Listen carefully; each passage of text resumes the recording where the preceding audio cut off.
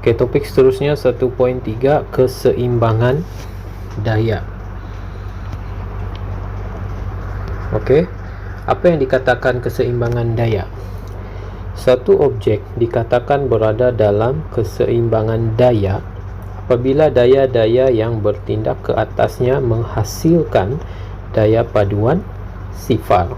Okey, jadi sekiranya ada satu objek dan ada daya-daya yang bertindak ke atas objek itu, apabila semua daya yang bertindak ke atas objek itu menghasilkan daya paduan sifar, maka kita katakan bahawa daya-daya yang bertindak ke atas objek itu berada dalam keseimbangan daya.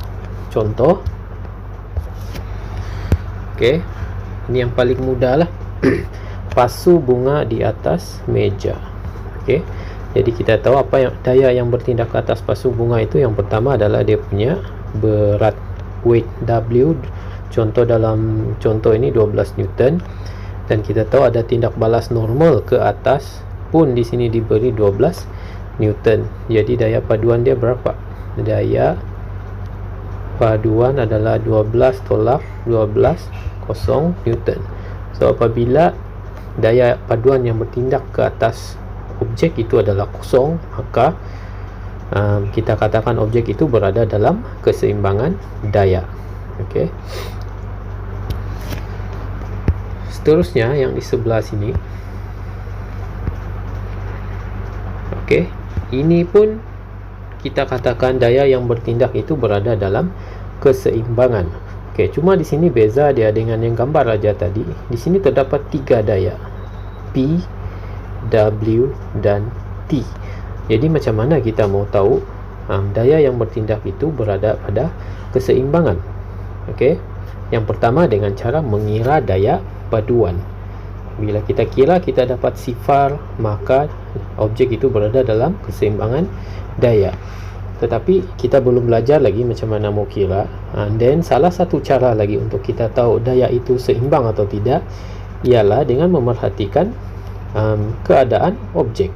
Sekiranya objek itu statik, tidak bergerak ke mana-mana, maka kita boleh buat kesimpulan bahawa objek itu berada dalam keseimbangan daya. Contoh dia lampu inilah, dia tergantung di sini. Dia tidak bergerak ke kanan, dia tidak bergerak ke kiri, dia tidak bergerak ke bawah, dia tidak bergerak ke atas. Okey, jadi biarpun kita belum kira dia punya daya paduan, tetapi disebabkan objek itu statik, okey, kekal pada satu kedudukan yang tetap, maka kita boleh buat kesimpulan daya yang bertindak ke atas objek itu adalah seimbang, ataupun daya-daya yang bertindak itu berada dalam keseimbangan daya. Okey. Seterusnya, macam mana kita mau wakilkan tiga daya ini untuk menunjukkan bahawa daya itu berada dalam keseimbangan. Kita boleh guna satu lukisan yang dipanggil sebagai segi tiga daya. Okey. Maksudnya, tiga daya ini kita boleh wakilkan dalam lukisan yang menunjukkan bahawa daya-daya itu berada dalam keseimbangan. Okey, ada dalam buku teks muka surat 18 ya. Okey, sekarang cikgu mau tunjuk macam mana mau buat ini segitiga daya untuk objek yang berada dalam keseimbangan.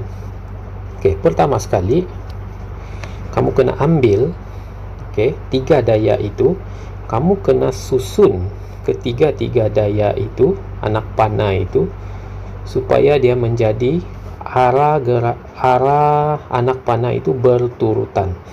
Okey, contoh sini mungkin kurang faham. Ini juga anggap 1, ini juga anggap 2, ini juga anggap 3. So ada 3 daya kan. So kita kena pindah-pindah. Kita kena pindah 1, 2, 3 ni. Pindah maksudnya kita boleh gerakkan dia lah ke kiri, ke kanan, ke atas, ke bawah, supaya dia menjadi arah dia menjadi berturutan. Okey, cikgu bagi contoh. Sekarang cikgu gerakkan nombor 1 ini, daya nombor 1 ini ke sini. So dia akan jadi yang 2 ni kekal. Okey, ini nombor 2. Nombor 1 tu cikgu gerak ke sini. Jadi dia akan beginilah kan. Okey. Dan ini adalah daya 1 kan. Cikgu sudah pindah daya nombor 1 itu ke arah sini. Okey, apa tujuan cikgu pindah? Supaya arah dia berturutan. Maksudnya satu arah. Anak panah dia itu satu jalan saja. Okey, sini, sini. Okey, itu maksud dia berturutan. Okey. Jadi yang ketiga ini pun kita mesti pindah dan dia mesti bersambung dengan dua daya tadi itu. Dan arah dia mesti berturutan. Jadi yang ketiga ni cikgu pindah pergi mana? Cikgu pindah pergi sini.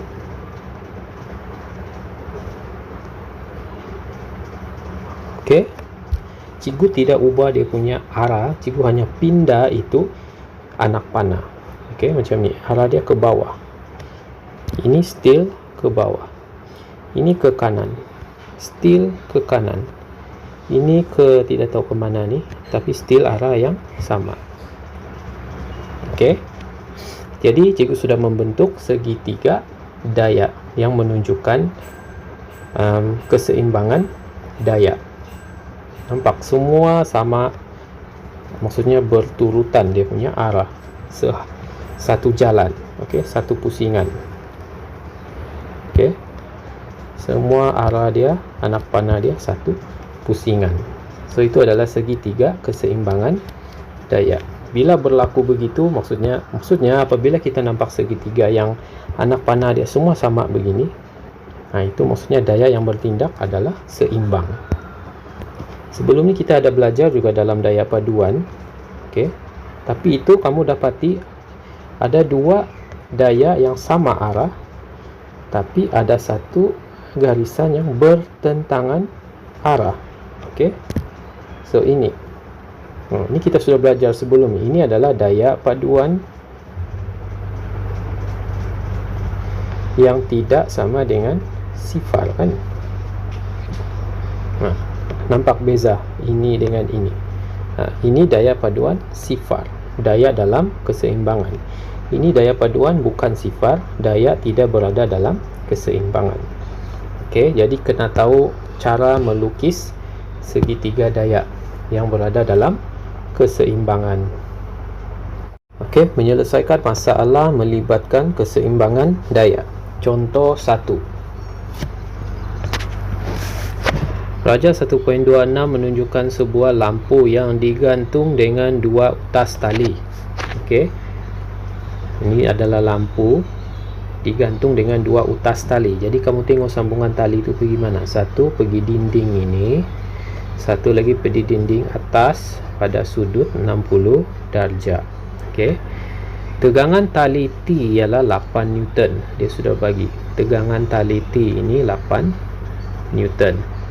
Dan tali itu mencondong pada sudut 60 darjah seperti ini. Hitungkan magnitude tegangan tali P. Dia suruh cari ini, berapa dia punya tegangan. Dan B berat lampu W. Okey. Jadi kalau ikut buku teks ini dia ada dua kaedah penyelesaian. Yang pertama adalah kaedah leraian daya. Okey, sekarang cikgu tunjuk yang kaedah leraian daya dululah. Okey, untuk menyelesaikan soalan ini, kita kena tengok situasi dalam gambar raja lah. Kita kena ambil kira komponen mengufuk dan komponen mencancang sekiranya berkaitan. Okey, jadi pertama sekali untuk mencari tegangan P, kita kena ambil kira komponen mengufuk. Sebab apa? Sebab P itu berada pada komponen mengufuk. Jadi kita kena kira komponen, kita kena gunakan komponen mengufuk untuk menyelesaikan soalan A. Okey. Jadi pertama sekali kita kena lukis dulu yang kita belajar sebelum ni, yang leraian daya tu, iaitu komponen mengufuk dan komponen mencancang dia di mana. Okey, jadi raja ini sebenarnya kita boleh lukis di sini sebagai komponen mencancang dan di sini sebagai komponen mengufuk X. Okey.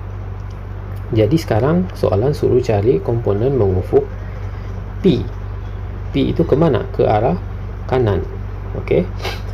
Disebabkan kita tahu objek ini tidak bergerak ke kanan, dia juga tidak bergerak ke kiri, maka kita boleh buat kesimpulan bahawa daya yang bertindak pada arah mengufuk adalah berada dalam keseimbangan, sebab objek itu kekal pada satu kedudukan yang tetap.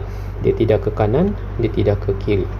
Jadi maksudnya daya ke kanan P adalah sama dengan daya ke kiri Fx. Jadi kita boleh buat kesimpulan Fx adalah sama dengan P.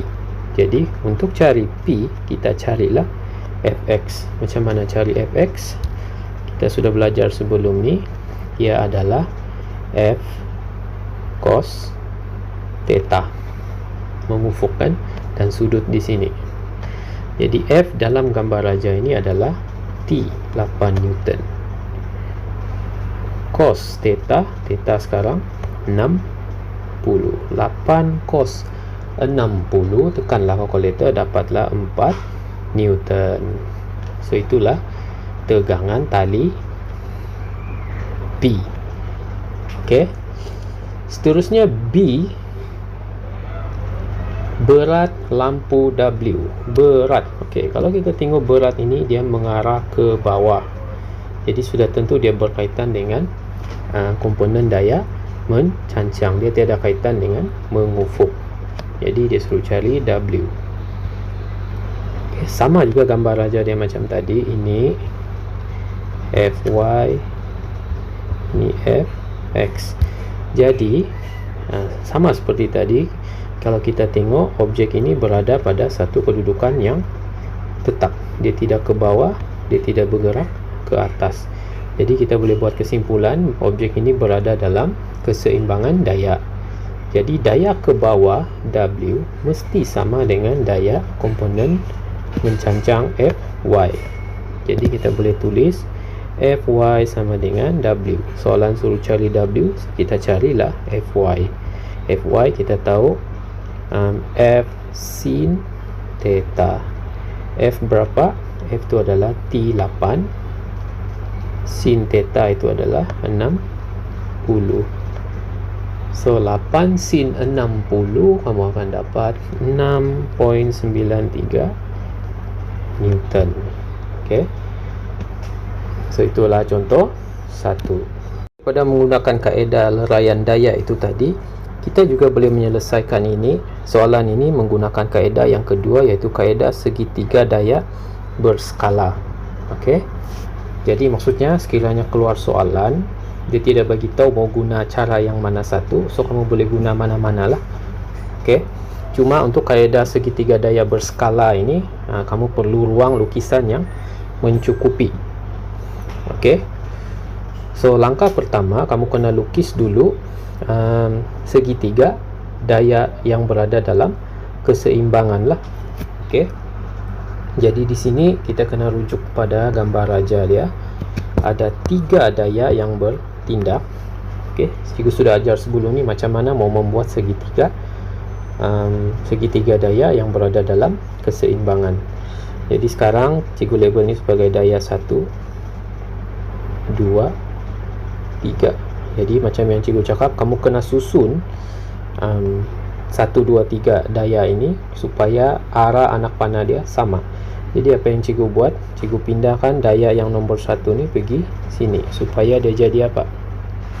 Ini P kekal, yang ini dia akan pergi sinilah. Okey, T pergi sini. Okey, sudut dia tetap sama 60. Dan yang W ni apa mau buat? Pindah dia pergi sini. Okey, jadi arah anak panah itu semuanya berturutan, sama lah, satu jalan. Okey, ini lakaran. Sekarang kamu kena lukis ikut skala sebenar.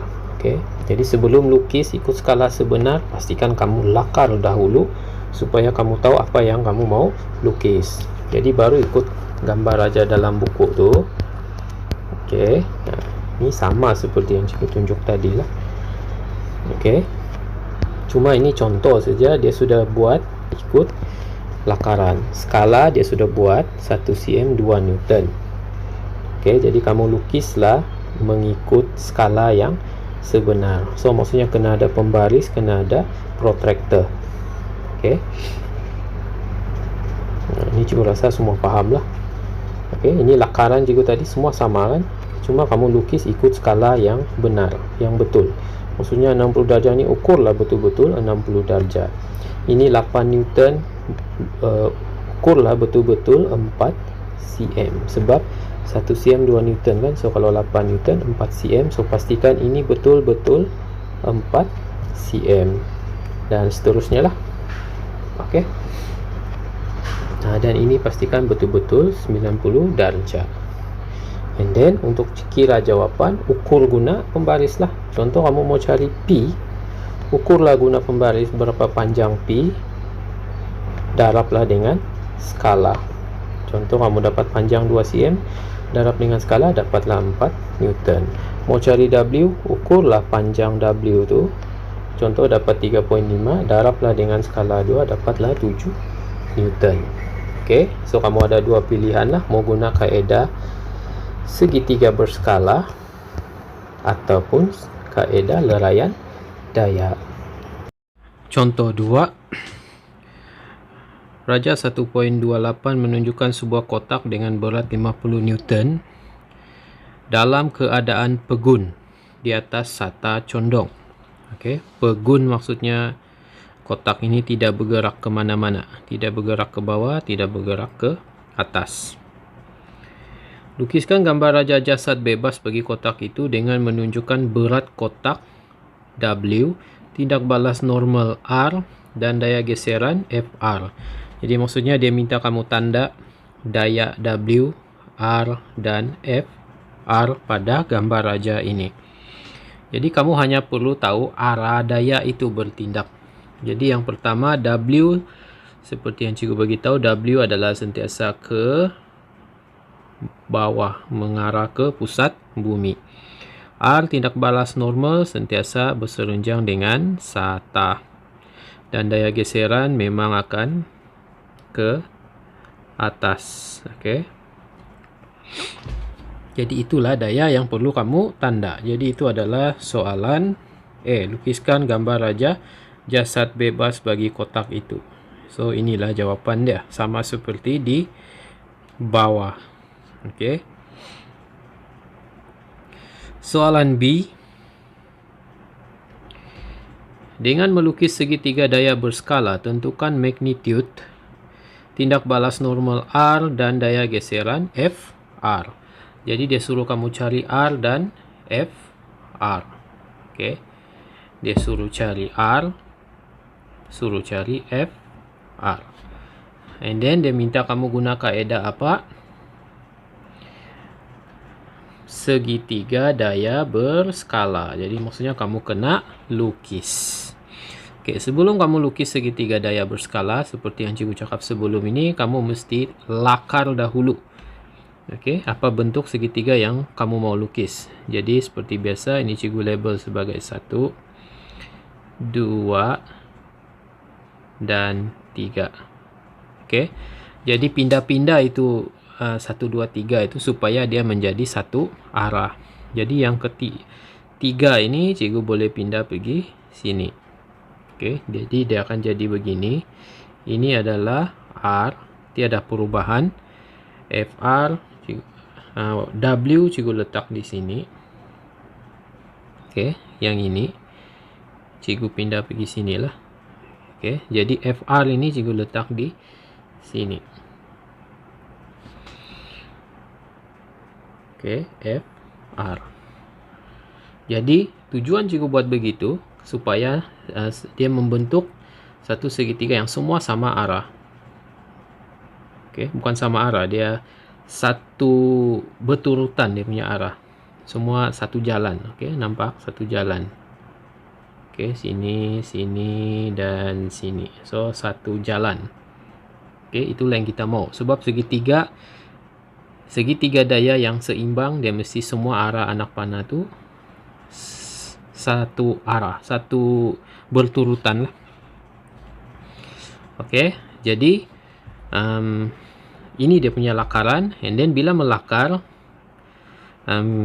bila mau lukis nanti kita mesti ada nilai sudut.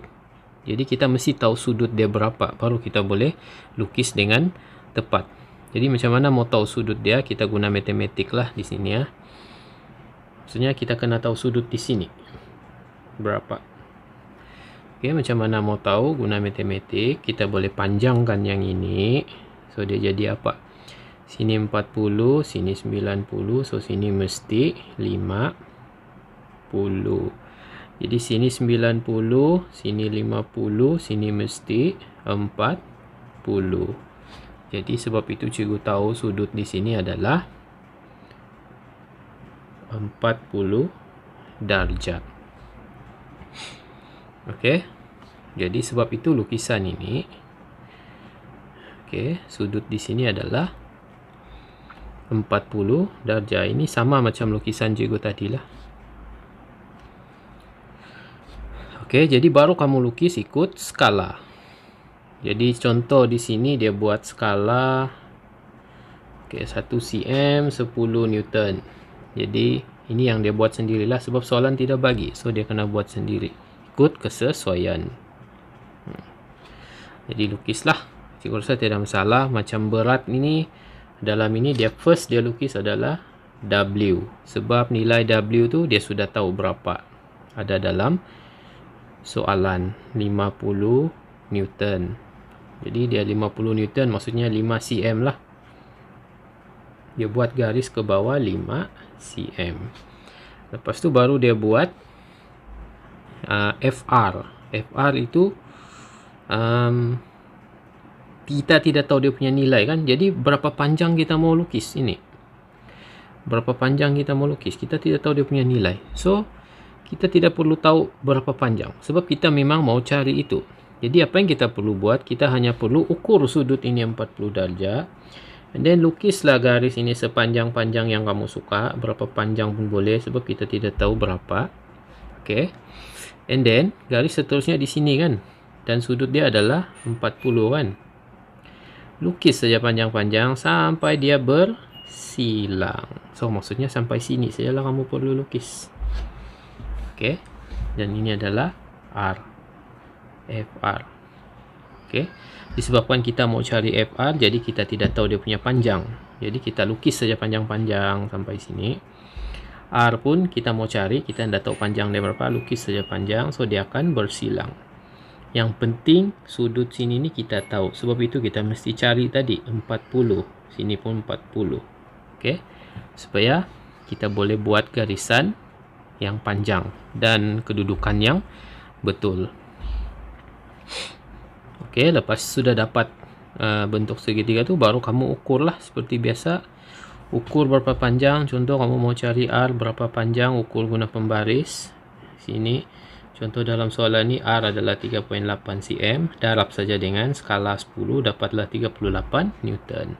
FR ukur guna pembaris. Contoh kamu dapat di sini 3.2 cm, darab dengan skala 10, dapatlah 32 Newton. Okey. So itu disebabkan soalan minta guna kaedah segitiga daya berskala. So kena gunalah. Okey, C. Dengan meleraikan berat kotak W kepada komponen yang selari dengan permukaan sata condong dan komponen yang serenjang dengan permukaan sata condong, tentukan magnitud tindak balas normal dan daya geseran FR. Soalan yang sama, cari R dan FR tetapi menggunakan kaedah leraian daya. Okey, jadi leraian daya ingat saja, komponen mencancang, komponen mengufuk. So kena buat itu. Okey, jadi di sini dia memang sudah bagi gambar raja itu di sini. Okey. Okey, so di sini kita kena buat tambahan lah. Ini adalah W tadi kan, weight. Okey. Dan sudut di sini adalah 40. Cikgu sudah tunjuk tadi macam mana dapat. Jadi sebenarnya gambar raja ini kalau kamu lukis balik, ini adalah FY, ini adalah FX kan. Seperti yang kita belajar sebelum ni lah. Okey, begini. Sama saja, cuma dia terpusing. Okey, 40. Ini adalah fx, ini adalah fy, dan ini adalah f. Cuma sekarang f itu adalah w. Fy itu adalah seperti biasalah w sin 40. Fx itu adalah w cos 40. Okey. And then dia minta cari fr dan apa tadi, fr dan r kan. Okey. Jadi di sini pertama sekali kita tengok dululah untuk cari fr. Fr itu sebenarnya adalah sama dengan fy. Kenapa? Sebab objek ini seimbang. Dia tidak bergerak ke bawah, dia tidak bergerak ke atas. Jadi kita boleh buat kesimpulan daya ke atas fr samalah dengan daya ke bawah fy. Jadi fr sama dengan fy. Jadi untuk mencari fr gunalah w sin 40. W tadi memang sudah ada 50. Sin 40. Dapatlah jawapan 32.14 Newton. Okey. Seterusnya untuk cari R, kita kena tengok pasangan dia adalah fx. Objek ini tidak bergerak ke atas, objek ini juga tidak bergerak ke arah ini. Jadi kita boleh buat kesimpulan R adalah sama dengan fx. So fx itu adalah w cos 40. Ganti sajalah 50 cos 40. Kamu akan dapat 38.30 Newton. Okey. So itulah dia punya jawapan untuk contoh 2. Yang terakhir contoh 3. Raja 1.30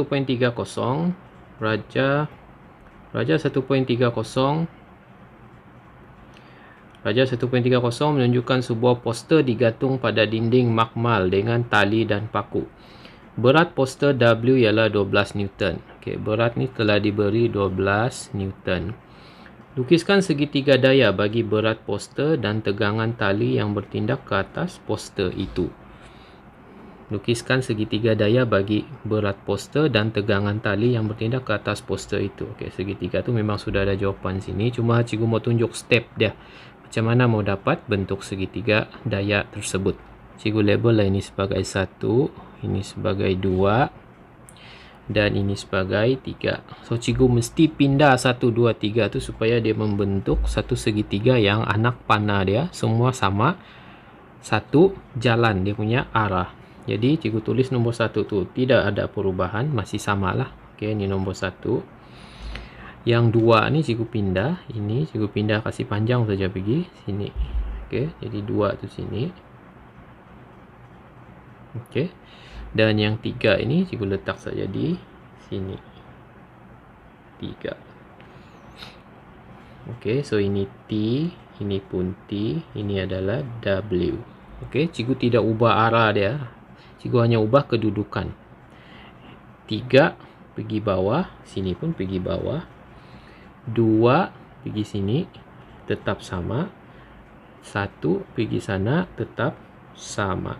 Okey, cikgu tidak ubah anak panah, cikgu hanya ubah kedudukan supaya dia membentuk satu segitiga seimbang. Okey, jadi sekarang kita perlu tahu sudut dia lah. Okey, sudut-sudut yang ada di sini. Sini berapa, sini berapa, sini berapa. Okey. Jadi untuk mengetahui sudut-sudut itu kita kena kira lah. Guna matematik saja. Sini 35, 35 maksudnya 70. Jadi sini mesti 110. Jadi sini ni berapa? 70. Jadi sini sudutnya 70. Okey. Sudut sini berapa? Okey. So itu adalah daripada sinilah. Sini 35, sini mesti 5. 5. Okey. So 5, So sini 70, sini 55, sini mesti 5 juga, supaya total dia jadi 180. Jadi dari situlah terhasilnya segitiga ini. Oke, seterusnya. Oke, di sini kita tidak perlu ikut skala. Kenapa? Sebab dia hanya minta lukiskan segitiga daya. Jadi kalau dia minta lukiskan segitiga daya berskala, itu baru kita perlu lukis ikut ukuran yang sebenar. Ini tidak ikut ukuran pun boleh. Janji kamu label ni betul. Oke, seterusnya soalan B. Hitungkan nilai T. Maksudnya sebelum kita menyelesaikan satu soalan tu, kita kena ambil kira dua lah. Cikgu guna kaedah leraian daya lah. Mau guna kaedah ini pun boleh. Cuma lukis ikut skala lah dan ukur dapat jawapan. Tapi sekarang cikgu mau tunjuk untuk kaedah menggunakan leraian daya. Jadi kita kena ambil, bila melibatkan leraian daya ada dua saja, mengufuk atau mencancang. Kadang-kadang kita perlu guna dua-dua, kadang-kadang kita hanya perlu guna satu saja. Jadi untuk soalan ini dia hanya ada kaitan dengan mencancang. Jadi kita boleh selesaikan soalan ini dengan menggunakan komponen daya mencancang. Jadi di sini cikgu buat di sini macam ni lah. Seperti yang kita belajar sebelum ni. Sini kita boleh anggap fx, sini fy. Tapi jangan lupa ada lagi di sebelah sini pun ada fy, pun ada fx sebelah sini. Jadi maksudnya cikgu boleh simpulkan dia ada dua fy dia. Fy sebelah sini untuk tali ini dan fy untuk tali ini. Dan ada daya ke bawah W. Jadi disebabkan frame gambar ini berada dalam keseimbangan, dia tidak bergerak ke bawah, dia tidak juga bergerak ke atas. Jadi kita boleh simpulkan daya ke atas, ini daya ke atas mesti sama dengan daya ke bawah. Apa yang ada dalam daya ke atas ini? Ada dua lah, fy ini dan fy ini. Jadi kita kena kira ini dan ini tambahlah. Itu daya ke atas. Daya ke atas ni komponen mencancang dia ada dua. Fy untuk tali ini dan fy untuk tali ini. Jadi kita tahu fy itu apa? Sin kan? Sudut di sini, so sin lah. Jadi fy itu adalah sama dengan T sin theta 35. Dan fy yang sebelah sini pun sama juga. Sama juga. Fy yang sebelah sana pun sama juga. T sin 35. Jadi total dia kita kena tambah lah. T sin 35 tambah T sin 35. Bila kita tambah ni kita akan dapat 2T sin 35. So inilah komponen ke daya ke atas. Ke bawah pula apa? Hanya ada satu, iaitu dia punya berat W. Jadi berat memang sudah diberi 12 Newton. Jadi disebabkan dia berada dalam keseimbangan, kita boleh buat kesimpulan daya ke atas tadi 2T sin 35 mesti sama dengan daya ke bawah W 12 Newton. Jadi kita mau cari T kan? 2T sama dengan 12 per sin 35. Tekan kalkulator lah. Cikgu teruslah sini. Susah lagi. Kita mau cari T. Jadi T sama dengan 12 bahagi 2 sin 35. Jadi kamu tekan saja kalkulator, kamu memang akan dapat. Tekan kalkulator akan dapat 10.46 Newton. So itulah nilai T. Okey. Jadi cikgu sudah menyelesaikan soalan ini menggunakan komponen daya mencancang. Mengufuk tidak perlu. Sebab mencancang saja sudah memadai untuk kita dapat nilai T.